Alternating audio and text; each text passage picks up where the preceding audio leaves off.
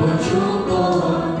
Bây giờ chân nhìn môi ca con tự do dâng tràn của chúng con.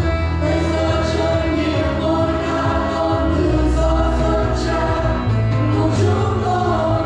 Bây giờ chân nhìn môi ca con tự do dâng tràn của chúng con. Nhờ ơn Giêsu con cuộc đời, nhờ ơn Giêsu con đưa mãi mãi, nhờ ơn Giêsu con được chuộc, con được do.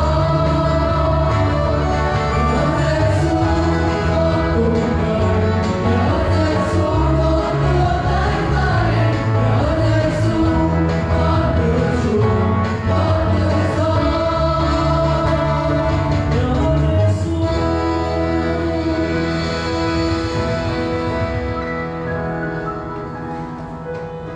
Cảm ơn Chúa.